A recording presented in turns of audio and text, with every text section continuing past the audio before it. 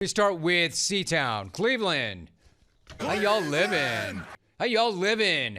Have things calmed down yet since Friday night? Have you stopped flipping cars? Have you stopped burning couches? Have you stopped setting the river on fire yet again? Over Shedeur Sanders. Listen, I'm not going to say that congratulations are in order because they really aren't. It was a preseason game against the Panthers. However, I'm also not going to sit here and be a lava pig and start hot taking out my ass. I'm not going to sit here in this box today and tell Browns fan that Friday night meant nothing because Shidor's performance did mean something, even if the game itself meant nothing. The game itself meant nothing, but Shedor's performance did mean something. Yes, Browns fan might be overreacting just a little bit, thinking that they have found their savior finally. But you know what? Given what Browns fan has had to endure, not only in recent years, but pretty much every year, I'm going to let Browns fan have their moment because Browns fan isn't otherwise stuck in this endless cycle of pathetic misery. Browns fan never gets to enjoy anything. So they're allowed to be excited that Shidor didn't suck. Now, I warned you all about this on Friday, didn't I? I said it was a perfect opportunity for this dude to show out and earn some more reps and to show what he can do. And that opportunity fell right into his lap. The Browns did not choose to do it this way. It just happened this way. And to his credit, he was ready. It really was a great setup for Shidor to take a positive step. I think I myself said on Friday, it looked like perfect timing. Did I or did I not say that before the game?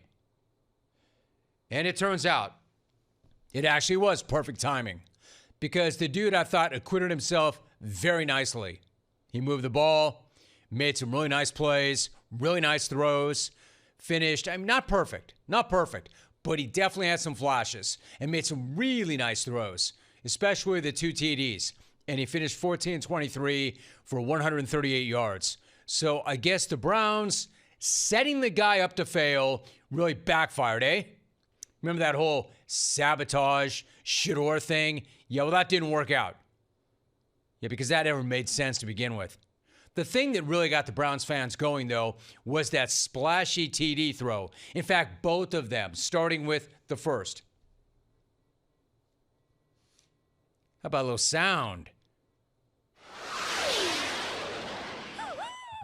Well done. Well done, Alex. I didn't know there was no sound on that. What happened to sound full? Anyway, nice throw.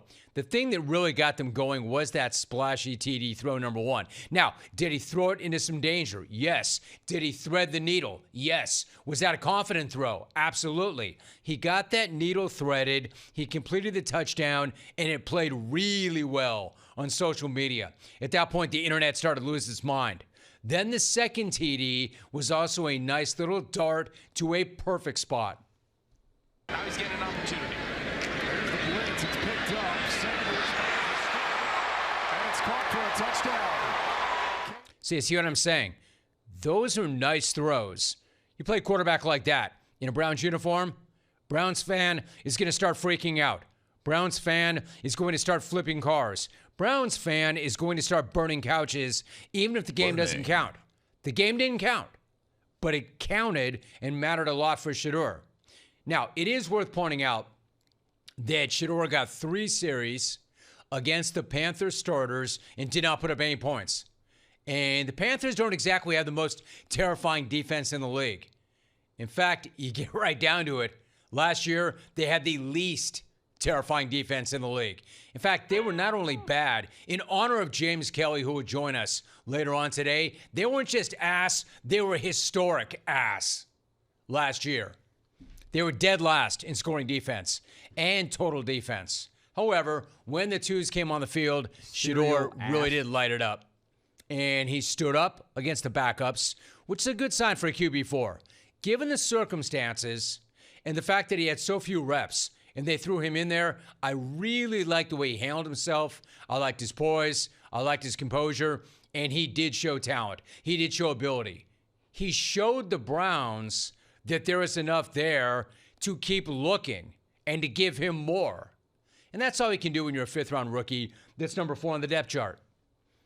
Of course, there was always going to be an insane amount of exaggeration and hyperbole and overreaction to anything this guy did on Friday night because he's this guy. That's all people ever do when it comes to Shedeur, especially going where he went in the draft. And I don't just mean Cleveland fan. Cleveland? People are now trying to act like anybody who said that he was a first-round draft pick was just vindicated, and that the entire league looks terrible for leaving him to rot in that draft mansion that they constructed for him and making him wait until the 5th round. There are even people acting like now he should shoot right to the top of the depth chart. Why haven't the Browns already named him their week 1 starter? Let's not get crazy. All right? That's not happening. It was really a nice effort. He might even be challenging Dylan DeLauro's spot. Honolulu, I can't explain all the jokes right now. You'll catch up. Thank you. He might have already jumped over Dylan DeLauro for all we know. If I were Alvin Gabriel, I'd be a little nervous. But it's way too soon for Mel Kiper to be running around spiking the ball in anybody's face. Not that he is, but it's too soon for any ball spiking whatsoever. It was one preseason game, week 1 of the preseason, and the dude did what he had to do.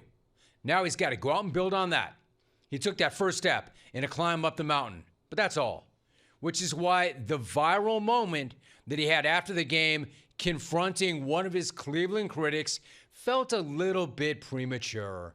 Now, I know this was playful, and I'm glad it was playful, not angry, but it was also cheesy and awkward and contrived and manufactured and, frankly, set up, of course. I be hoping you got something positive to say about me. You always say negative stuff about me. And I'm like, I ain't do nothing to you. No. I ain't seen nothing positive that you ever said. I did something positive every day. What up, man? Come on, Tony. What I do? What I do to you, Tony? What I do to you, Tony? All right, so here's where I come out on this. That's harmless. That's harmless. It's playful. And you got Shidor with the big laugh and the big smile afterwards. But it's just a little early. No, that's not fair. It's really early for a choreographed I told you so to a guy who's been slinging lava. He's far from the only one slinging lava when it comes to Shidor. And moreover, why would Shidor even care? In fact, Shidor was on record as saying, I don't care. I don't care about anything other than the things that I can control. I can't control things like that. All I can control is how I play, how I react, and whether or not we win. And that's the thing, right? Yet you have that moment. So why do you care? Why would you do that? I have the answer to that. And look, plenty of people have plenty of takes about that dude, and many of them are negative. So what? So what? It's not news. Go do your thing, and who cares what anybody says? Then again, why do that choreographed I told you so? The same reason anybody does anything anymore. Clout. Social media run. And it definitely got that. So mission accomplished, I guess. Remember, for years, I always said, why does anybody do anything? Because they can. Well, I've changed it after all this time. Why does anybody do anything? Clout. Social media run. Hopefully to go viral. So the other big viral social media moment was the sideline mic'd up clip with Myles Garrett. Browns fans seemed to be absolutely in love with the fact that they were getting along so well, that they had this great connection. Myself, I had a bit of a different reaction to this. Hey, Myles, you think like my spin will work on you? No. It worked today. It was good. It would work on me, though. He did it back-to-back, too. So, like, what you looking at, like, when you chasing it? Shoot, I'm just looking at how to get upfield on you. I'm gonna send you back to where my guys are. You trying to get up and outside of me. If I cut that off, where you gonna go? You're not gonna run away from me. I'm gonna chase you down. I ain't gonna lie. I want to feel one of your swipes though. Like one of his aggressive, like, you know, grabs. Right. I want to just see if I can get out of it though. Well, you're a good kid. I don't want to have to hurt you, bro. We're gonna need you, bro. We're gonna need you. So Miles is like, and by the way, Shidor is a good kid. Miles is like, you're a good kid. But easy there, Tiger. Easy, kid. There is a big difference between this bull crap tonight and what you're actually going to see and what's actually going to go down on Sundays. It worked today. Nice job.